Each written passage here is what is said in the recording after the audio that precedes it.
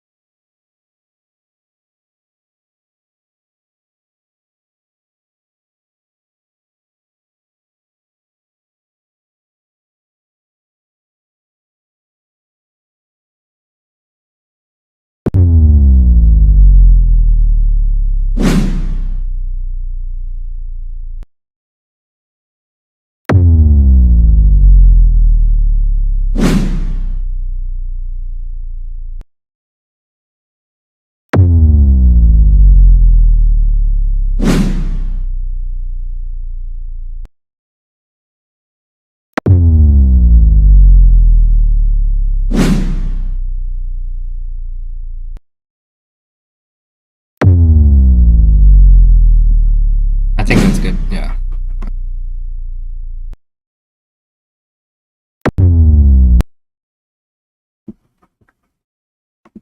Hey guys, what is up? PI Podcast here with episode number 18. And we're going to be going over the NFL draft rounds true, whatever, however much we can get through today. So, definitely big exciting things. If you guys didn't see our last stream, went over the whole first round of the NFL draft. And yeah, so today we're starting off with round 2. Yeah, forgive us if we don't go over every single pick. There's just so much that happened. Some are not as important as others. But we're going to try to get through as much as we can. Yeah. So, starting off with round number 2, the Tampa Bay Buccaneers selected Logan Hall, DN out of Houston, and it was the trade from Tampa Bay traded with Jacksonville to get this pick. I really like the pick for them. Their defense is a huge part of what made them a Super Bowl winning team. Obviously, Tom Brady is as well, but they had a really good defense. I'd like to see them build on it. They did lose like a piece or two on their defensive side of the ball, so really like the pick. They got a good young edge rusher now, so you can't complain with something like that. Yeah, you definitely can't complain. I think he's an explosive pass rusher, and I think he's going to do well in Tampa Bay. They know how to, train their rookies and train their defensive ends and train everybody on that defense and offense. And then we got another pick from the Green Bay Packers. And actually what happened was Detroit traded to Minnesota, and then Minnesota traded to Green Bay. So Green Bay finally got another pick early in the second round, and they traded up to get Christian Watson, wide receiver from North Dakota State. And Aaron Rodgers finally got his wide receiver. Yeah, I do agree that they shouldn't have. I personally wouldn't have went wide receiver in the first round if I was them. So it makes sense that they grabbed one in the second round, because you would have over-selected if you grabbed a wide receiver where they were picking on round 1. It wasn't worth their, pick 28. It wasn't worth. You could argue maybe you could have got a wide receiver at pick 22, but even still, there wasn't a single wide receiver that went after pick 18. Yeah. So it would have been an overreach anyway. Yeah, and this is a good spot. It's a good thing they traded up because they definitely need help at the wide receiver position, and I think this might be a good fit for the Packers. Christian Watson, his comparison is Marquez Valdez-Scantling, someone very familiar with Aaron Rodgers, so I think he's going to fit right in. And Aaron Rodgers elevates these receivers, so it's going to help in the long run. And going on, have you heard of the debate about the more doors in the world or more wheels in the world? Yeah, yep. What do you think? I don't know. It's so hard to count them all. You can't. It's almost physically impossible to count them all. But if you had to give your best guess, If I had to give my best guess, I think there's more bugs in the world than either. bugs. What the hell? But okay, fine. I think I think there's more wheels than doors. That's fair, because I also think there's more wheels. Because you have every single car, and every single car in the world has wheels. And even every cart has wheels, or every rolling cart has wheels. True, but you could argue that every house has multiple doors, but also cabinets. Cabinets have doors. Yeah. Your house probably has like 20 cabinets in it, at least. Yeah. Your bathrooms have cabinets. Your kitchen has a cabinet. You might have a cabinet in your garage. Yeah. So anything is possible. And then I'm team wheels. I'm team wheels. I think there's more wheels, but who knows? That's good. That was I don't know where people got that idea from. I think it's so much. But there's a new question. There's a new question I just saw on TikTok today. Mm-hmm. What's more, eyeballs or legs?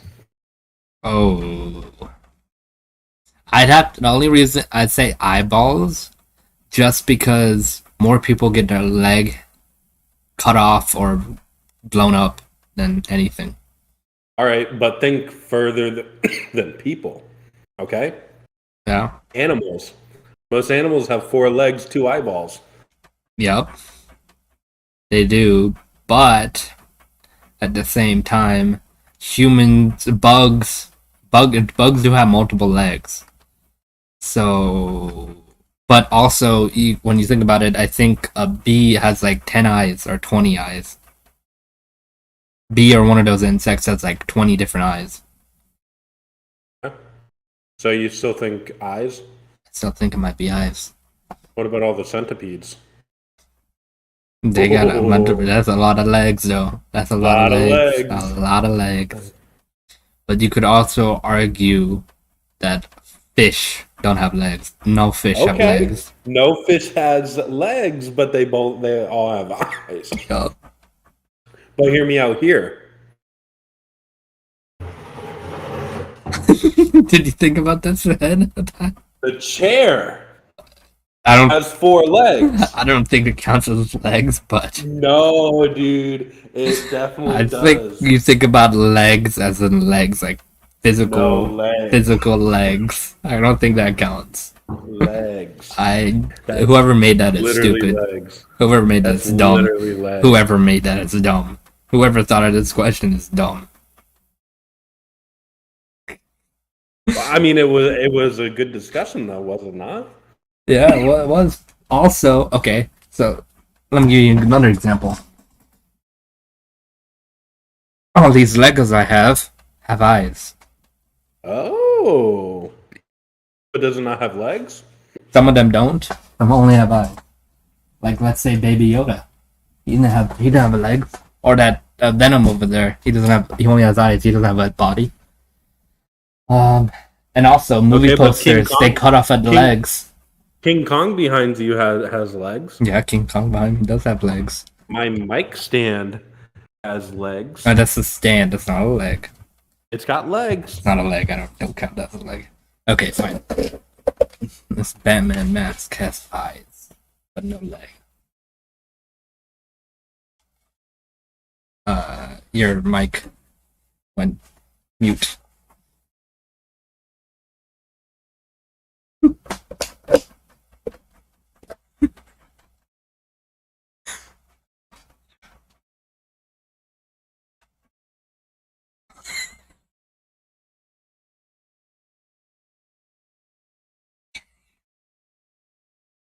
Hello? Yeah, okay, I can hear you now. Jeez. I'm trying to think. Okay. So, when you think about cameras, they technically have eyes then.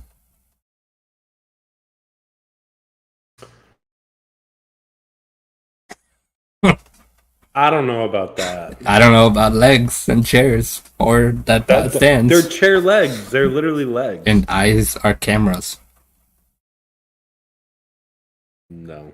Yep. It's a lens. Cameras are eyes. It's one of those things. No. Yeah, look, I'm looking at my camera right now. It looks like an eye. It's an eye. It might look like an eye. Yeah. My stomach looks like an eyeball. It's round. Doesn't mean it's an eye. I'm pretty sure. It's an eye. But then that chair, it doesn't look like a leg. But what's the definition of a leg? Leg is your physical body part. Like leg with feet. Chair doesn't have the feet. definition of a leg, okay? 1, each of the limbs on which a person or animal walks or stands.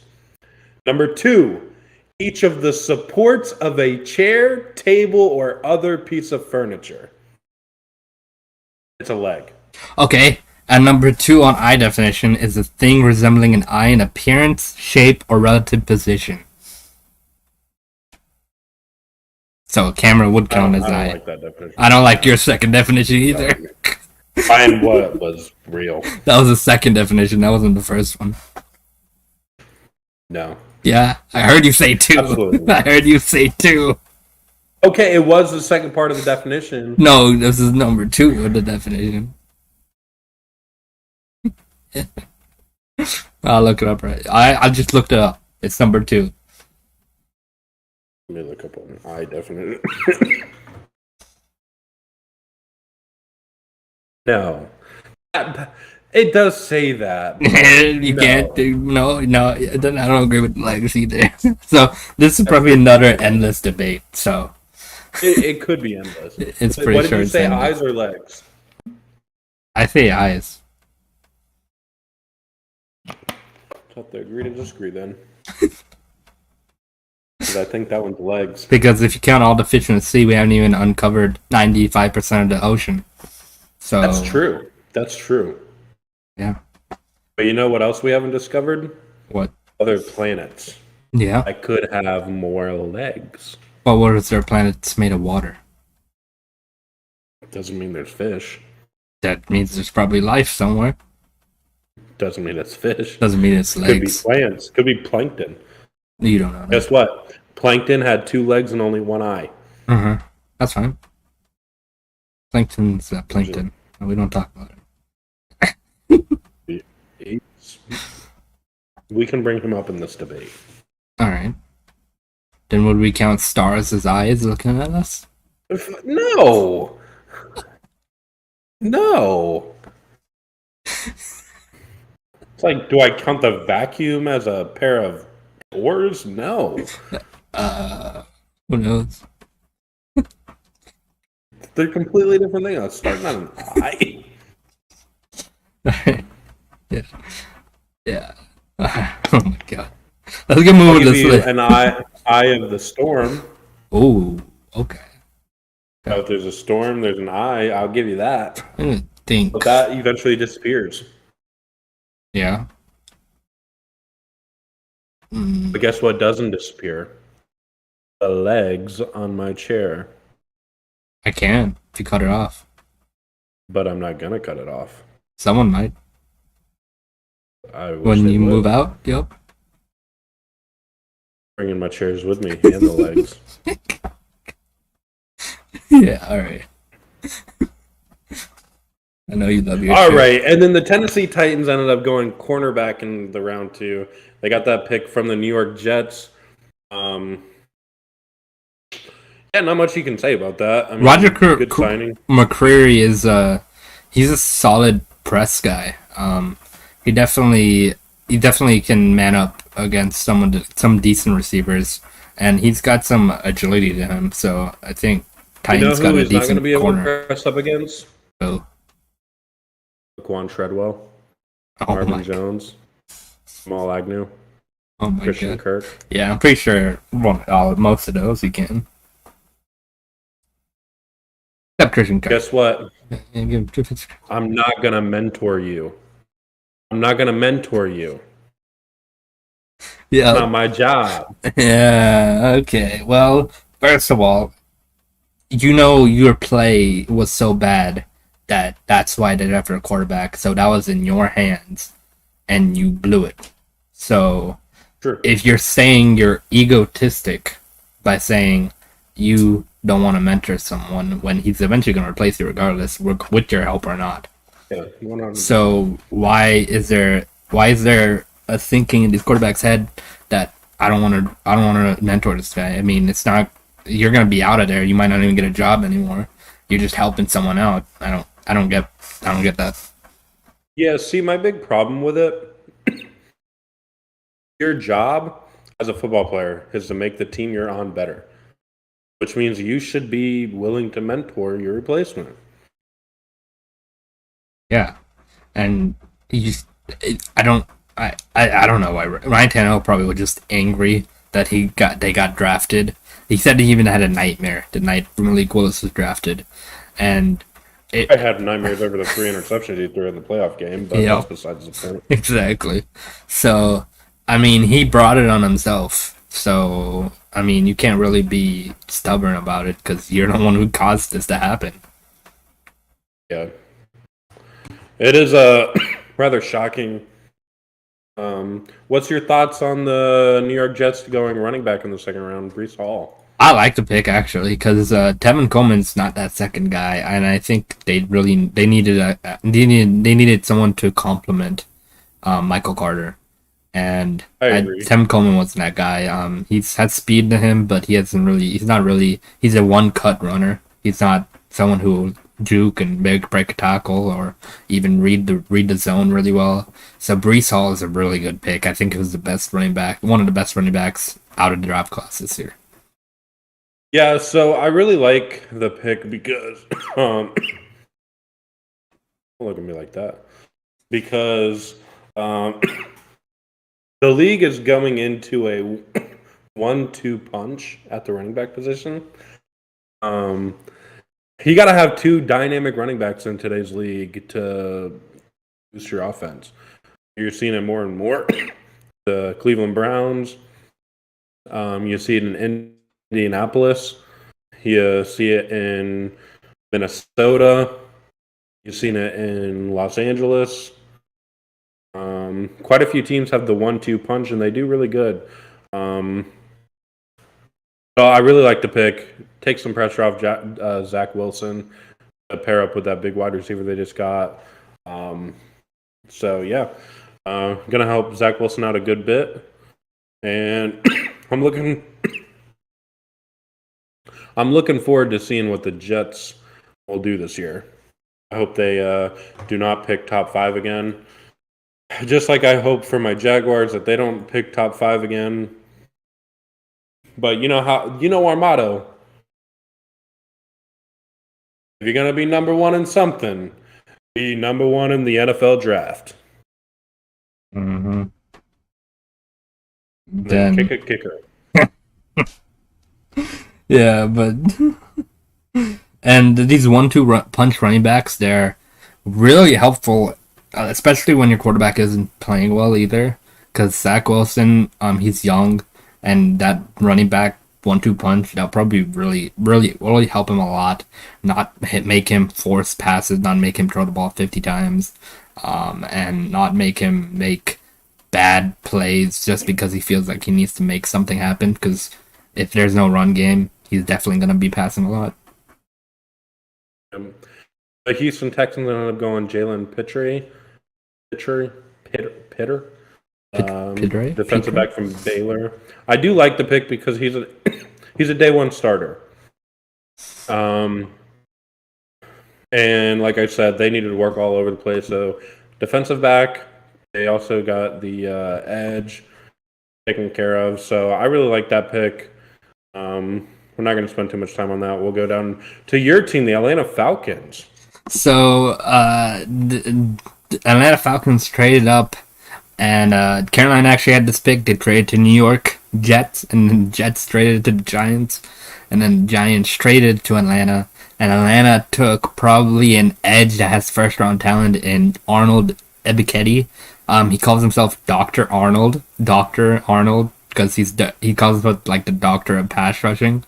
So that's kind of a cool nickname.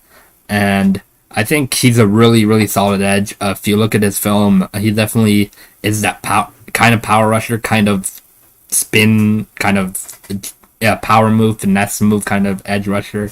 And he can definitely do anything as some of these first round guys like Jermaine Johnson. Like, he has physical first round talent. And it's really cool to see us pick him. And we really needed edge. So this was a really good pickup, and I think he's going to do really well. The Chicago Bears ended up getting Kyler Gordon, cornerback from Washington. Solid pickup. He's also should be a starter pretty early on. I don't know if he'll be a day one, but he'll be a starter very soon. Yeah, his technique isn't the best, but he has a lot of very good athleticism and pretty good skills, like skills like jumping up for the ball and things like that. So, interesting pick by the Bears here.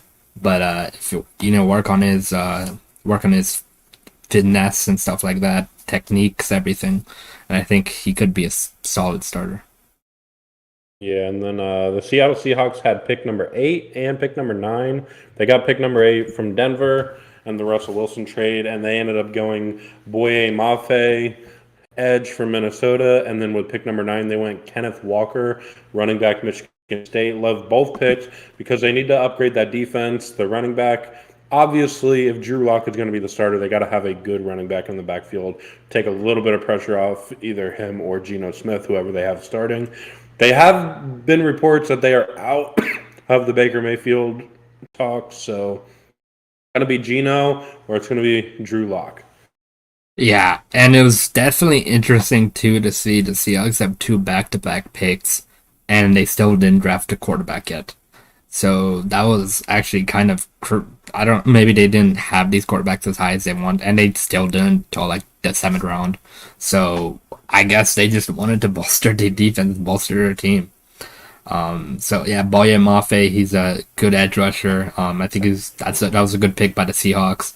And Kenneth Walker, definitely Rashad Penny is a good back, but Rashad Penny and Chris Carson, they weren't the greatest. Definitely always need depth at that running back position. Minnesota Vikings ended up going Andrew Booth, cornerback from Clemson. Obviously, Clemson guys, they have to lock up some pretty good receivers, so he's a really solid cover corner. I have a feeling he'll probably be starter pretty soon on that Vikings secondary. And I think he'll fit pretty well with the scheme that Minnesota's got. Yeah, I think Booth's a good corner for them, and he's like a top 10 corner too that was in the draft. So definitely, they got a really good pick here from Clemson too. And then the New York Giants. Yeah. The New York Giants ended up getting Wendell Robinson, wide receiver from Kentucky. He's really good with the ball in his hands. He's going to be a really good slot receiver, and he can even be used in the return game. So it was a really good, solid pickup for the Giants, who didn't see a lot of production from their big signing last year, Kenny Golladay. But hopefully this will take a little bit of pressure off him. Daniel Jones got to do it this year, man, and he's got the weapons now. He's got to do something. He's got an offensive line. He's got some weapons. He's got an offensive-minded head coach. He's really got to do it this year. Yeah. Yeah, he's got to do it. So I think that's a decent pick for Giants. And I'm looking at that Houston Texans pick next at pick 44. John Mechie, the third from Alabama. He's a solid possession receiver. And he's wide receiver 3. Could have wide receiver 2 talent, but he's a possession receiver, and I think he's gonna fit well with Houston. Yeah, I'm gonna like seeing him line up next to Brandon Cooks. Yep, and if he can get those possession catches, that's gonna be big for third downs and stuff like that. Davis Mills.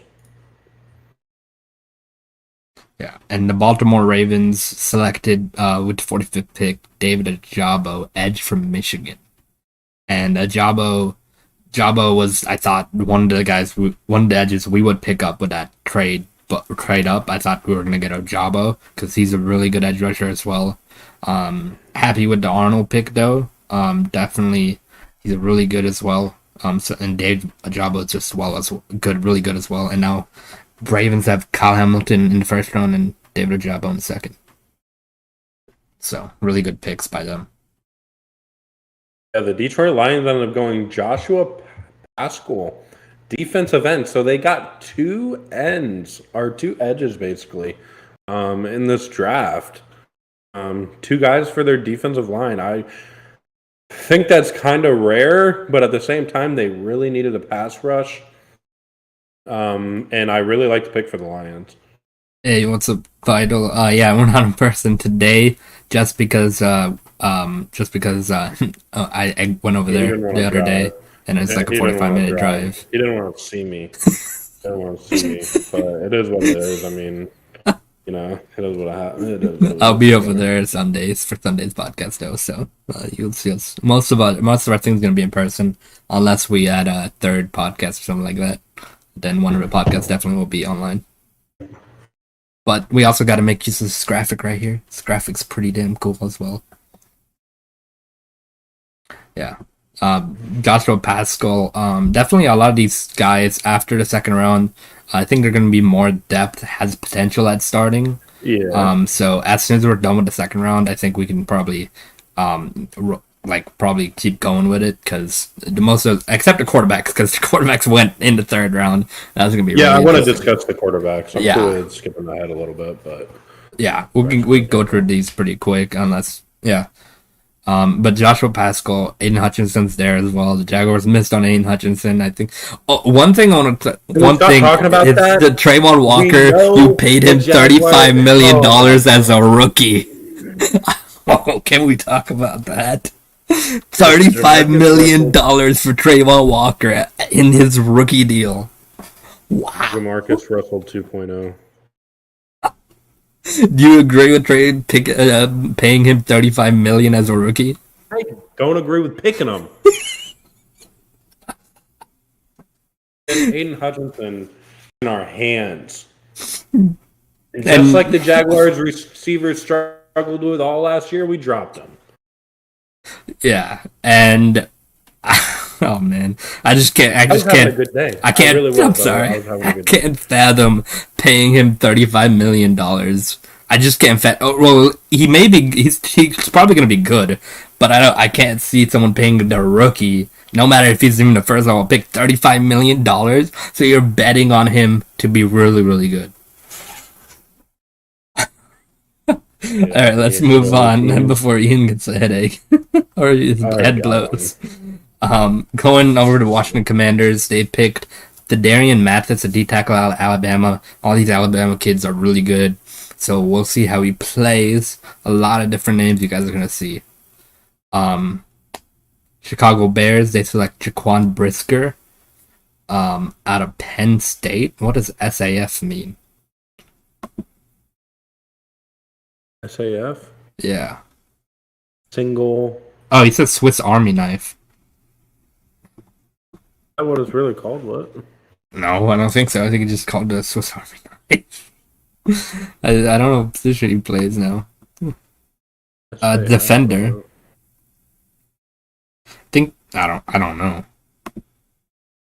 But I think it's a linebacker or something. But yeah. Jaquan Brisker. The Bears, I don't know if they had a very good draft, to be honest. Oh, that's safety. Oh, safety. Oh, that makes sense. I don't know why they didn't just put S. Yeah. Okay. Well, they got a safety out of Penn State, so that's cool. And then New Orleans Saints, don't worry. We'll get by them really quickly because they're not really important. Alante Taylor, cornerback out of Tennessee. Cornerback out of Tennessee. Number 50, the New England Patriots select Tyquan Thornton, wide receiver out of Baylor. I do like this pick for the Patriots. They do need a lot of wide receiver help, and Tyquan Thornton is a solid wide receiver too, and I think he's going to fit well with Devontae Parker. Oh, we're about to get to a really good pick here in a second. Yeah. And at 51, the Eagles selected center Cam Jurgens. beef up that O-line for Jalen Hurts. Definitely not the best center in the draft, but at that point, Cam Jurgens, he's solid. Should be a starter. Yeah. Should be a starter. The next pick right here is what I really want to talk about. The Pittsburgh Steelers were happens every year. How do they get these guys? How does George Pickens fall to the 20th pick when the Green Bay Packers needed a wide receiver and they picked Christian Watson from a no-name North Dakota State? Don't know. Dude, Green Bay should have went with George Pickens. I think it was the best. At starting in second round, he's the best right receiver left. And I don't know how he falls this far to the Steelers. And they already have Deontay Johnson. They already have Chase Claypool. So Najee Harris. Pat Freiermuth. Oh man, they just gifted Steelers a good wide receiver. And then the Colts drafted Alec Pierce, solid possession receiver from Cincinnati. Definitely needed it as well because Matt Ryan, his only weapon is Michael Pittman Jr. And some of the wide receiver too, and Zach Pascal and stuff like that. They're good receivers, but they're not. Matt Ryan needed a receiver, so definitely Alec Pierce is a good choice from Cincinnati. And then Kansas City, with the 54th pick, they took Sky Moore, wide receiver out of Western Michigan. And I heard he's the fastest wide receiver in the draft. So they've got another speedy guy, kind of like Tyreek Hill. So definitely they got Sky Moore. It's weird that Sky Moore got drafted this late too. And the Green Bay Packers picked Christian Watson. I mean, Christian Watson's probably going to be decent, but they didn't pick Alec Pierce, George Pickens, or Sky Moore. I don't know. And at 55, Arizona Cardinals select Trey McBride, tight end out of Colorado State. I think this is the first tight end to get picked. Yeah, I think it was. So Arizona gets a backup tight end for Zach Ertz. And this guy can catch. I've seen some of his film from Colorado State, and he can catch the ball. He's a big guy, too. 56, the Dallas Cowboys select Day Williams, edge out of Mississippi.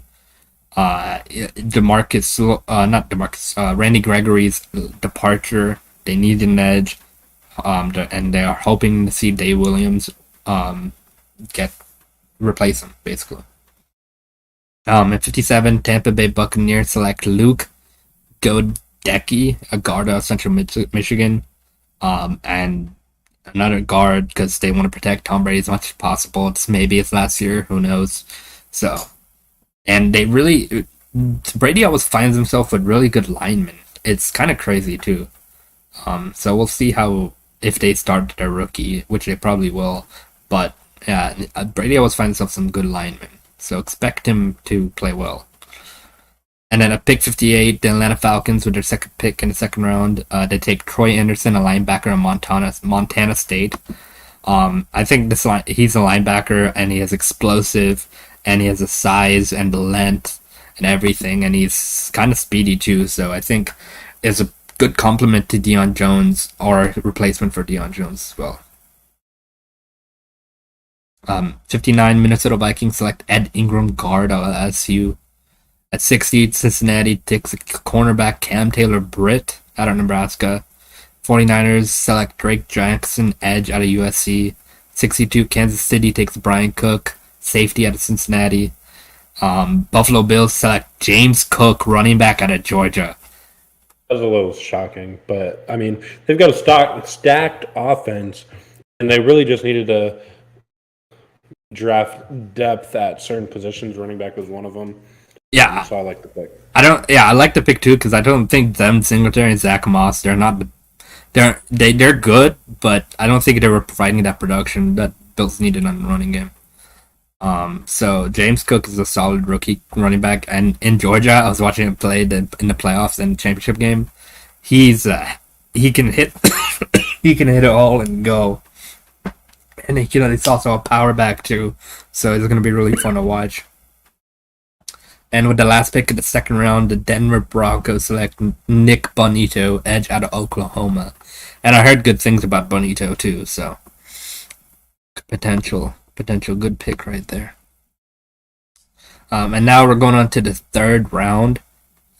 And Ian, your Jaguars pick first in the third round, so go ahead. Luke Fortner. Yep, he was, in my opinion, the probably third best center, maybe second best center. Got really high IQ. He's got like 2 master degrees, which is like really rare for a guy going into the NFL to have like those kind of degrees. He's very physical.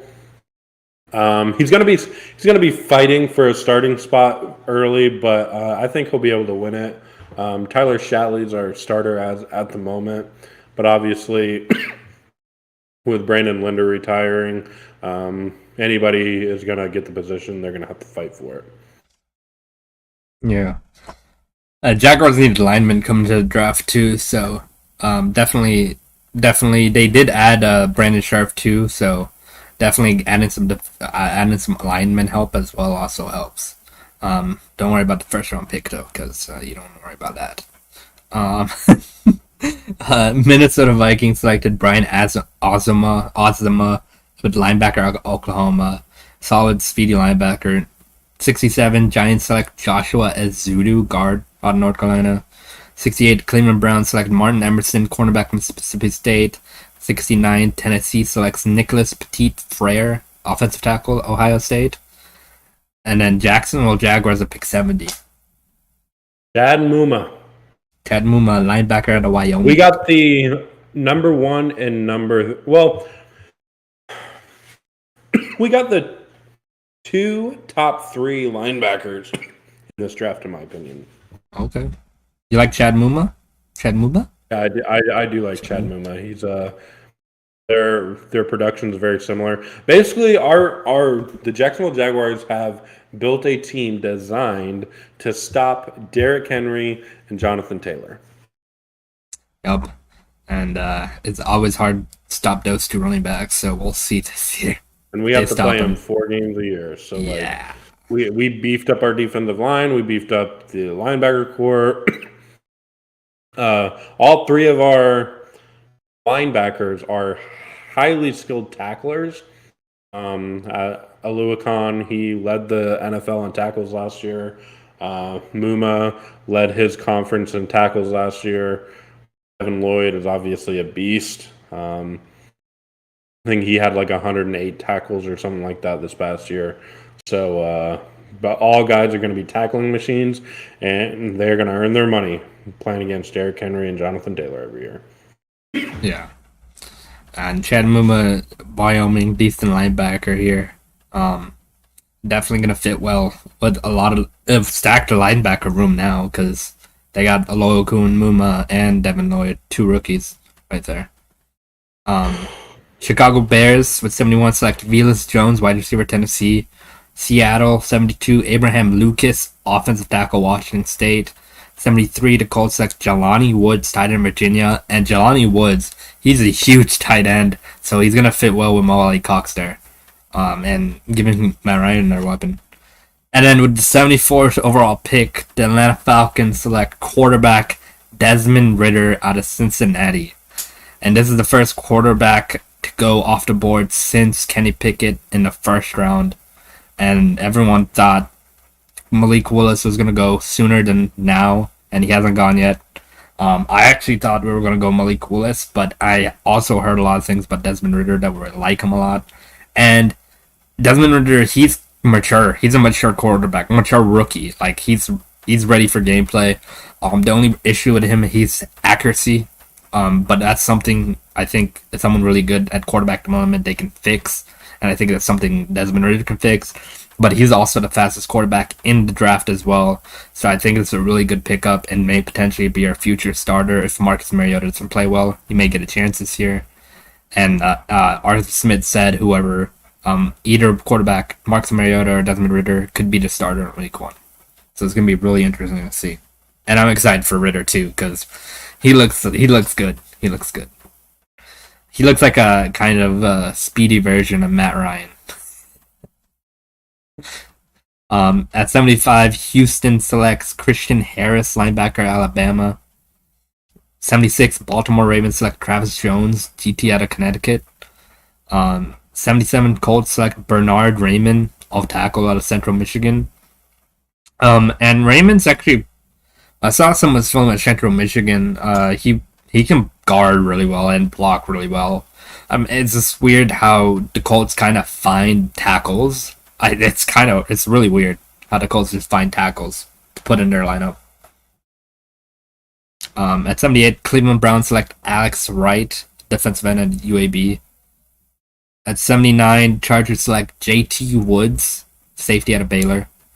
80, Broncos select Greg Dulcich at tight end from UCLA. 81, New York Giants select Cordell Flott, cornerback at LSU. And then 82, the Falcons picked again, and we got another solid edge rusher in D'Angelo Malone, edge out of Western Kentucky. And this was the third round pick that was traded for Matt Ryan, which we got. And I think he can complement Arnold really well, and also help Grady Jarrett not have to go into double or triple teams because no one else can pass rush. And that was the problem. Grady Jarrett was the lone guy on that defensive line that really got any pressure, so they would just double team or triple team him, and we would get no pressure just because one guy getting triple teamed. It's very hard to beat triple teams, and sometimes he even did. So I like that we got two edges in this draft, and two solid ones. And then what people are calling the steal of draft, I think it's a kind of a steal. 83 overall, Philadelphia Eagles select Nikobi Dean, linebacker of Georgia. Going into it, I thought this was my top linebacker. I know he had the pec issue, and didn't have surgery on it, but I still think he's the best linebacker in the draft, and he's so athletic, can read the run, read the pass, these play rec is off the charts. And I think this is the overall best linebacker in the draft, and the Eagles got. Anything, Ian, on Nikobi Dean? Yeah. Oh, okay. No, I do like Nikobi Dean. Like you said, it's kind of understandable why he fell because of the injury, but I'm surprised he fell that far. Yeah, I really didn't think he'd fall this far. Even with how good of a linebacker he is, too. I mean, you could say his injury, but he was so good. Like, I don't know how he fell this far. At 84, the Steelers select the Marvin Leal, D-tackle, Texas A&M. 85, Patriots select Marcus Jones, cornerback, Houston. And then a big boy right here. At pick 86, the Tennessee Titans traded up with the Las Vegas Raiders. And they got quarterback Malik Willis out of Liberty. Yes, sir. And this was kind of like a sneaky sleeper team to get a quarterback this year, just because Tannehill's play. And they went up and did it. They saw that Desmond Ridder off the board, and they were like, okay, well, we got to trade up now before one of these teams that need a quarterback get one. And they traded up and got Malik Willis themselves. And then started the whole controversy with Ryan Tannehill saying he doesn't want to mentor him, even though he probably should, because he wants to help the team. Stuff like that. I don't think he wants to help the team, though. Yeah, I don't think so either. Unfortunately. Even though they gave him a second chance in Tennessee. Did give him a second. I agree with that. And I really don't understand why NFL quarterbacks are always so high like that. Your job as a quarterback. Now, granted, I do understand you being upset.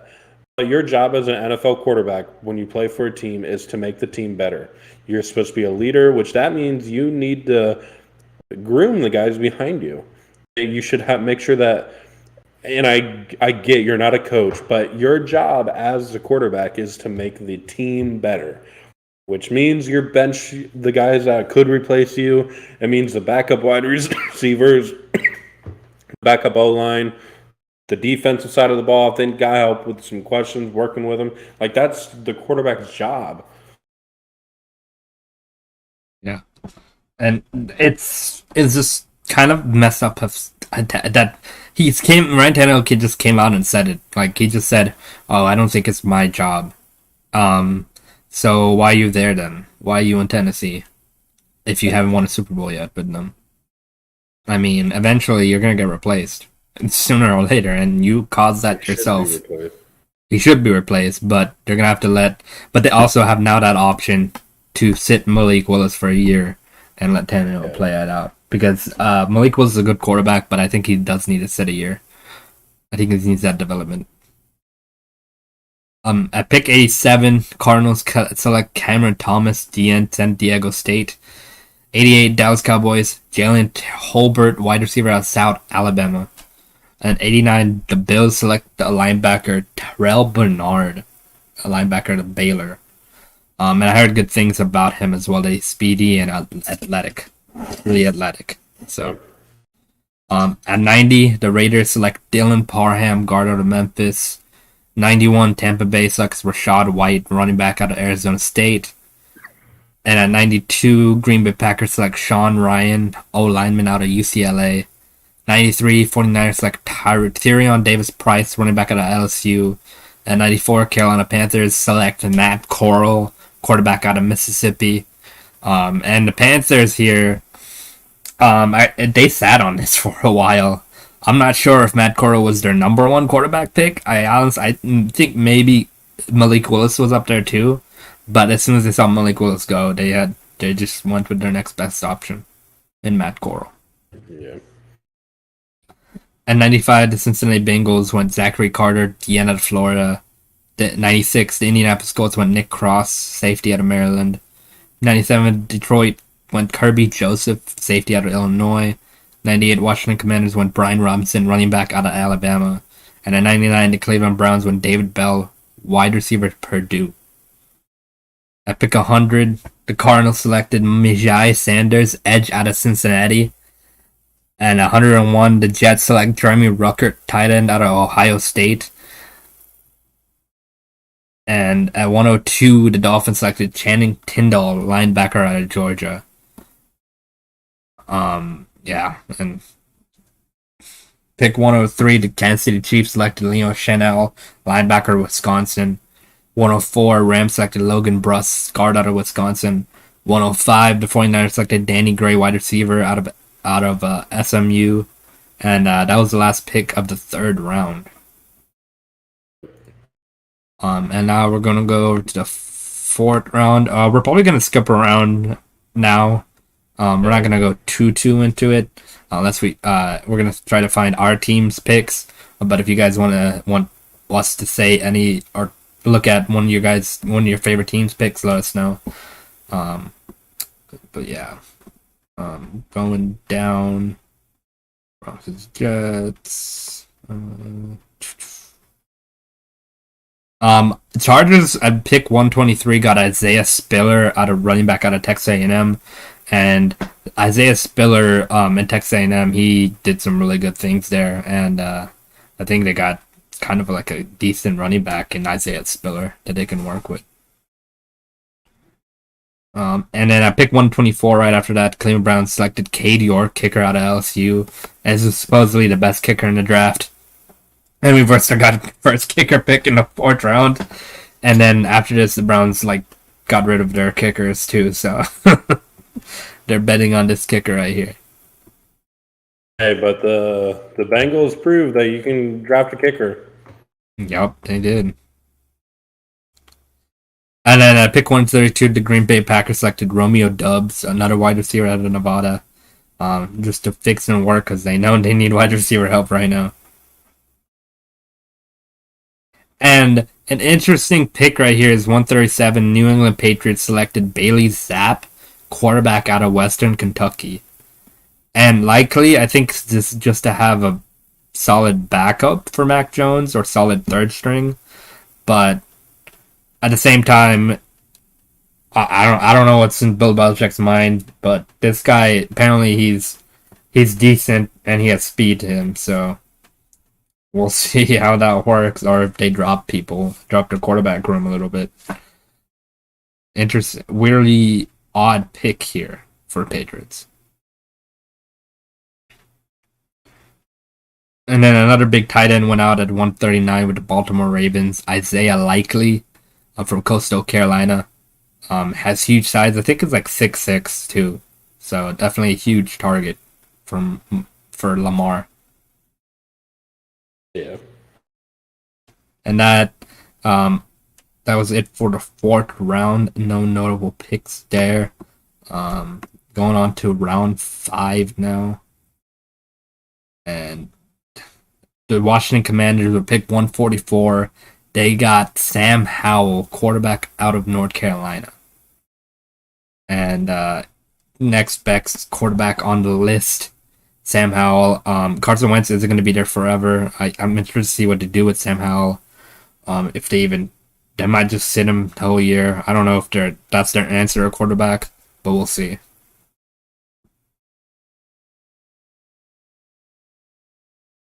And at pick 151, the Falcons get Tyler Algier, running back out of BYU. And I think Tyler Algier, I don't know how to say his name. That's close enough. Algier.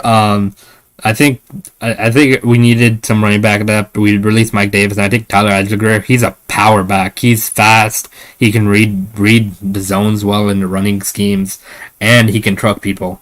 So I think I like this pick a lot. Looking at a lot of his film too, and definitely just a crazy running back right here. One that got swept on the radar, I think, a little bit.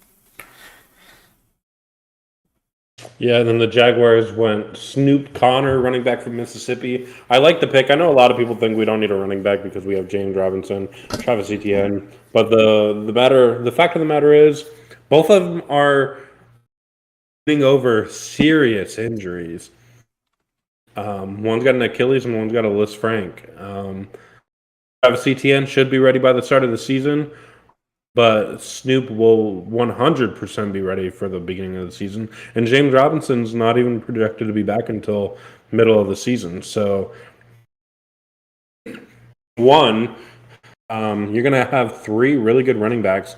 You're going to be able to package them. Travis Etienne's not just going to have to be in the backfield. He can be running around the field. So I really like the pick, and you got a really good power back to complement James Robinson if he's hurt.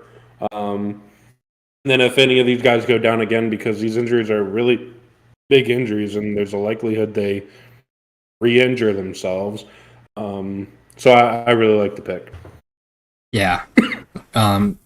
Definitely need some depth there at running back for Jaguars, and decent pick is there as well, because, I mean, you never know what's going to happen at running back, and that's like a position people draft depth at a lot, so it's not surprising there. At pick 190, Atlanta Falcons selected Justin Shaffer, guard out of Georgia, and he's really good at the run game, like blocking people, pushing people over, and he's really athletic and really strong. So definitely out of Georgia as well. Got a Georgia player in Georgia. So definitely cool there to see. All right, so pick 197, the Jacksonville Jaguars went Gregory Jr., cornerback from Wichita Baptist University. He is the first player to ever be drafted out of Wichita Baptist University. Dang. That's crazy. He'll have a chance to showcase his explosive traits on special teams as he develops into a more reliable finisher in coverage. Yeah, and at pick 213, the Falcons selected John Fitzpatrick, tight end out of Georgia. They basically, in Georgia, they use Fitzpatrick for blocking, and probably why you drafted him here, to help out in blocking on run schemes and run zones and stuff like that. Really good blocking tight end. Pick was that? Lost it. 213. And then 221 is the last pick of the 6th round. So I think we're on the 7th round now. Ooh, John Fitzpatrick, you think he's going to replace Kyle Pitts, huh? No, not even close. He's blocking tight end. I don't think he may get 1 reception the whole season. Ooh, hot take, he gets 1 reception all season?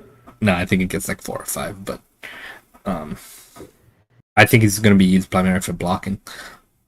In round 7, pick number 1, 222, the Jacksonville Jaguars select Monteric Brown, Arkansas corner. So basically, this is there was no depth at cornerback for the Jacksonville Jaguars. We do have some solid corners. Picked up Williams from the Rams in the offseason. We picked up Shaquille Griffin last year. We drafted Tyson Campbell, who's turned into being a little stud. But the fact of the matter is, everybody gets, like, the cornerback room gets hurt the most out of every team pretty much. So you need depth. These guys might not even make the roster, but you got to at least try and now and get some depth at the position. So, take the pick with a grain of salt, really. Yeah. And at pick 262, Mr. Irrelevant himself, the San Francisco 49ers selected Brock Purdy, quarterback out of Iowa State. Mr. Irrelevant right here, the last pick of the NFL draft. Ian, does Brock Purdy have a chance if Jimmy Garoppolo gets moved? Well, if they didn't have Trey Lance, maybe. But yeah. So Brock Purdy, if I was the what team? Niners. Seattle Seahawks. Ooh. I'm just kidding. I think it's cool that he's picked. I mean, what's there to say about it? Yeah, it's honestly just cool that these players get drafted. I mean, even it's just cool that you're just sitting there waiting and you don't know if you're gonna pick, and you get picked last. Even that is just so good for you as well, because a lot of these players go undrafted.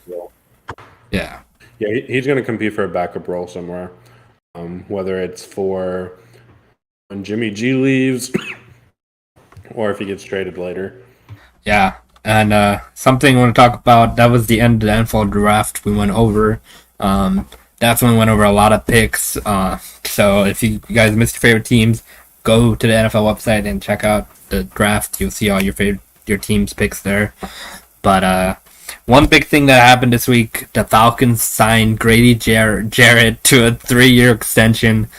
And I'm really excited about this because I really was hoping Jarrett didn't get traded. Because there's talks about Jarrett or even Deion Jones being moved to trade for somebody.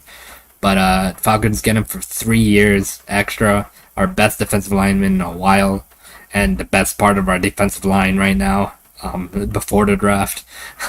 So definitely it's cool to see him having here. I think Dr. Arnold Ebitetti, whatever his name, I forgot his last name. But him and D'Angelo Malone, I think that might help. They're solid rushers, and I hope they can provide some pass rush in this defense and help Grady Jarrett out a little. So, if at least one of those guys actually is good, then it's going to be cool to see Grady Jarrett not getting double teamed as much just because they had to worry about 2 other edge rushers. Another interesting news. We talked about it a little bit earlier, but Ryan Tannehill on his take on not mentoring. It's not his job to mentor Malik Willis. However, he did also open up a little bit. Basically said that the playoff loss haunts him to this day. And he had to actually take therapy. To try to get over the loss. Said he lost a lot of sleep. He said every time he closed his eyes, he replayed all 3 interceptions that he threw and caused him to lose the game. It was solely on his hands on why they lost the game. He played terrible. I don't know what else to say. He played terrible. Yeah, he did play terrible. I think 4 picks. Literally, that's unacceptable. Yeah. Especially when you're in a playoff game and it's the last drive you're ever going to have. You're literally right near field goal range and you force a pass to freaking, I don't even know who it was. I think it was Des Fitzpatrick or someone like that.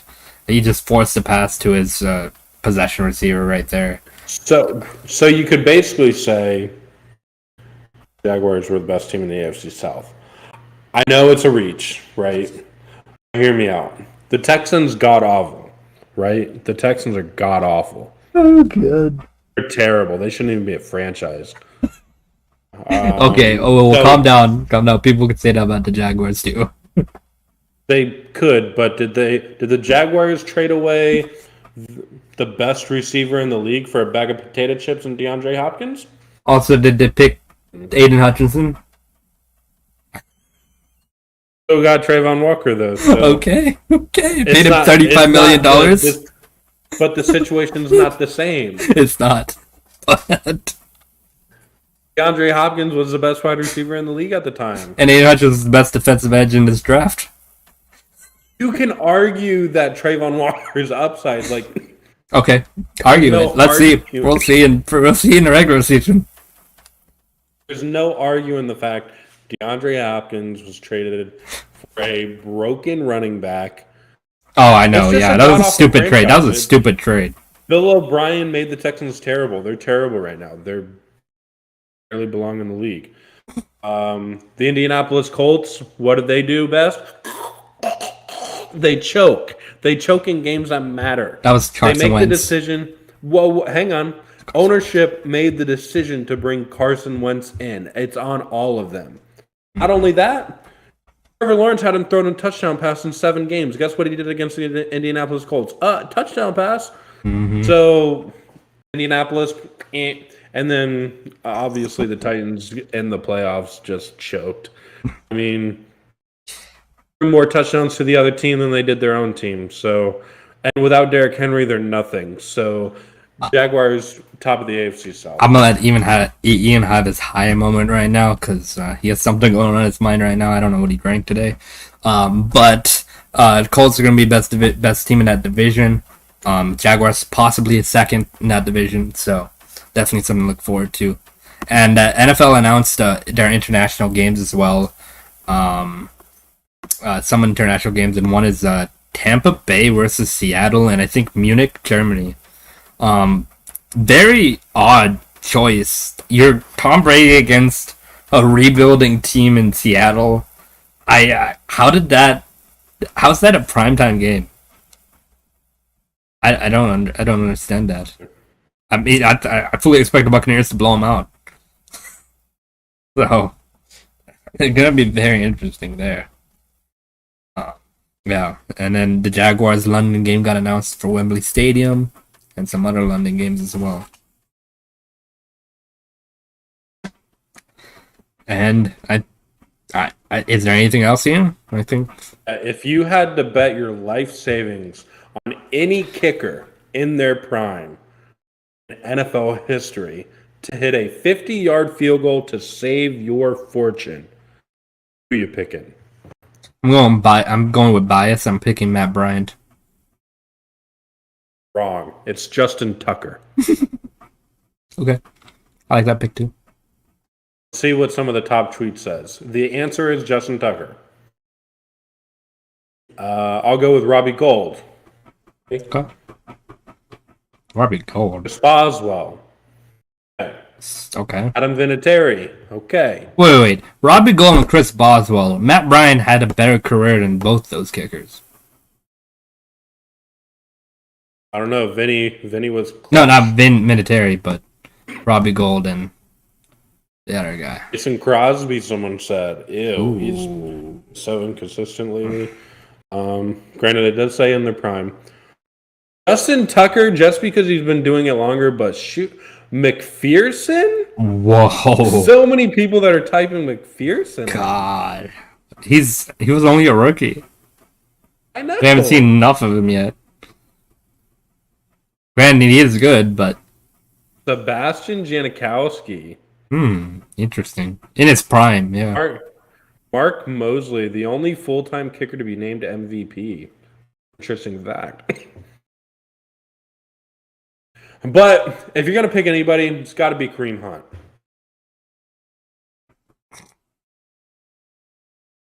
Right? It's got to be Kareem Hunt. Yeah, there you go. In his prime, too. And who's his kicking coach? Urban Meyer. The best kicker you can get. I mean, I'm just saying. And those are the best kickers you guys get. Oh, man. It all makes sense now. So can I talk right now? The 2007 Florida Gators. Okay. all wonder how they were able to win games, right? Yep. So like that roster was so crazy. The Pouncey brother. You had Preacher Man Tim Tebow. You had Cam Newton. You had I wish I could find the actual meme that says it. But had the tight end that killed someone, right? I'm drawing a blank on his name for some reason. Tight end from where? I ended up going to the Patriots. What's his name? Aaron Hernandez. Mm-hmm. It all makes sense now. Urban Meyer was with them all. He was a thug too. It all makes sense now. Well, we know where to get that habits from. But here's the thing that doesn't make sense. Tim Tebow. He's a saint. He is. Hey, you know what they say? You can only pick when there's always an app. There's always an apple. What do they say? It's like there's always a golden apple in a basket of apples or something like that. There's always one good thing in a whole bag of coal, like something like that. I don't know what the saying is. No, either. But that's one. Tim Tebow is the only good part of that. So, and look where he is Tebow was now. able to lead a group of criminals. It's crazy.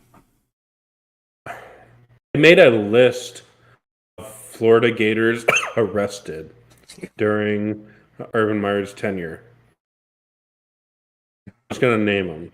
Chris Rainey, Solomon Patton, Pat Elam, Ricky Hammond, Gary Brown, Carlos Dunlap, Janoris Jenkins, Marquise Hanna, Carl Johnson, Riley Cooper, Cam Newton, Jaquez Rickerson, Corey Davis, Jamar Hornsby, Jermaine Cunningham, Tony Joyner, Ronnie Wilson, Dustin Doe, Dorian Monroe, John Curtis, Brandon James, Avery Atkins, Lewis Murphy, John Demps, Wayne Grace, and then as we know, obviously Aaron Hernandez shortly afterwards was also arrested and killed himself eventually.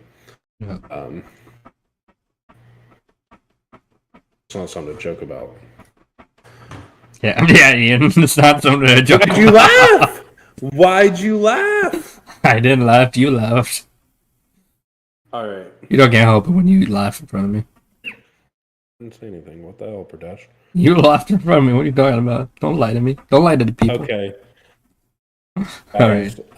What else do we have? I think that's it, right? I think that's it. I got one more thing to show you. All right. Ooh. Oh, dude. Yep. The giveaway. Giving this bad boy away. Yep. If you guys have not subscribed to the YouTube channel, do it. If you're not following on Twitter, do it. We're at PIPodcasters on Twitter. And you can win this signed Byron Leftwich mini helmet. Signed itself, autograph from Byron Leftwich, the coach of the Tampa Bay Buccaneers. Yeah. So definitely at 100 subscribers on YouTube and 100 followers on Twitter, we'll be giving that away. We're halfway there. Yeah, we're halfway there. And almost halfway there on Twitter too. So yeah. Thank you guys for watching the stream. If you guys are watching after, thank you for watching. We appreciate you guys' support. You guys are awesome. We're on TikTok at PI Podcast. We started doing some skits. Hopefully you guys enjoyed that. It was really fun. They were really fun to make. They're really quick, but really fun to make as well. And Ian's over there breaking his house while I'm not there. So my chair. I kicked one of the legs on my chair. Oh, yeah. Okay. I think you gotta have that habit from Urban Meyer. I do have a story to tell before we leave. All right. It's a really serious story. Okay. Actually, something that made me contemplating doing something to hurt myself. I'm just kidding. It's not, I should have said that. Okay, so basically, I'm at work. And for those of you that don't know, I work at a dog daycare, right? So I'm in a room with a bunch of dogs all day. Your prime habitat. Yeah, I'm a dog. But anyway, it was pretty close to going home time, right? For all the dogs, like we close at 7:30. It's like 6 o'clock, but we put all the dogs up at 6:30, so that way we can clean and everything. Around 5:45, 6 o'clock, I got about 10 dogs in my room. And I was gonna go let them outside, so I was going to the back door. I was like, "Hey guys, let's go." I went to go open up the door, and a dog next to me started trying to fight. Right? So, that dog was trying to fight, but the other dog wasn't trying to fight back. So I was able to grab him, pull him out the way, right? And when I did it, looked at him and was like, "Don't do that." I said it like an alpha dog, basically, right? I wanted him to know who was boss. Right? And I could see it in his eyes. He was like, oh shit. Right? I done messed up. So, anyway, a couple seconds go by. Situation's over with. We're all good, right? Standing there talking to someone that's across the room from me. My back turned to this dog. And them are talking. I feel something behind me. So I look back. This dog is pissing on me. Literally peeing on my pants. Oh my God. I look back, my leg, my right leg is soaked. The backside is soaked. So I push him off me because I'm like, don't keep peeing on me, right? And then this dog literally looks at me like, yeah, I just did that. What you gonna do about it? Right? Because this is the same dog that I had just roughed up a little bit because, they got into a fight. So I was like, hey, you don't do that. Guess what? He said, hey, you don't do that. And pissed on me. It's horrible. I'm not kidding. That's what happened today. Damn, that sucks. So then I had to go home. Yeah.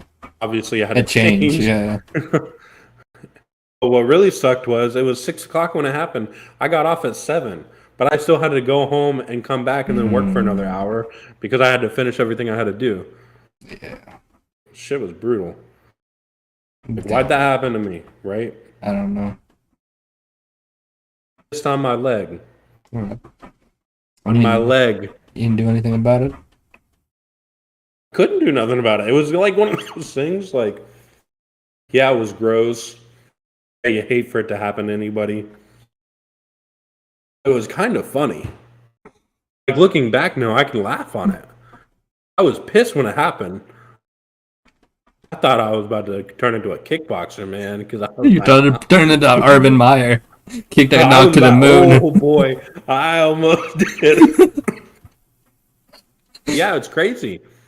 I got peed on. I was like, it really just happened. I really just got beat on. Well, I mean, going that long with working with dogs and not getting peed on, I mean, pretty good, isn't it? Pretty good, yeah. So, bound to happen. It's funny, though, because I have seen dogs pee on other people before. It happens. That's how they assert their dominance sometimes. They just pee on it. That's how they assert. I've seen dogs pee on other dogs before. Just walk up to a dog where I'm going to lift up the leg, pee all over him, and walk away.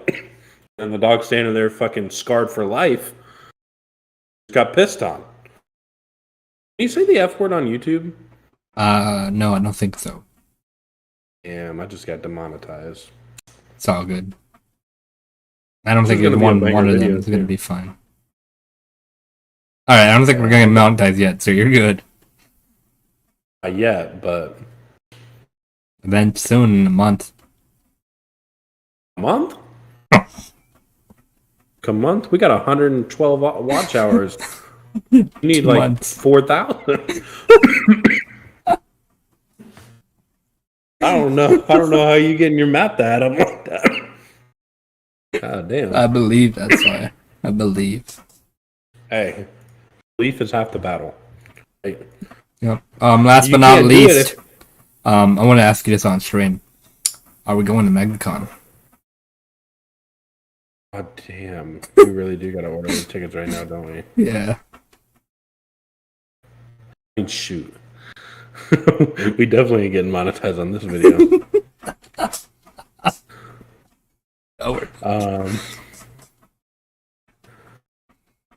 Damn. Yeah. Alrighty, so if you guys don't know, MegaCon's a yearly convention, like comic book convention. A lot of people cosplay as different stuff. It's awesome. I've been to it the last 2 years, and it's been really fun each time. So thinking about going this year. So yeah. What's your answer, Ian? Actually, it only goes up like $10, so it really isn't too bad. Yeah, it got me stressing. I got you stressing, huh? But yeah. I got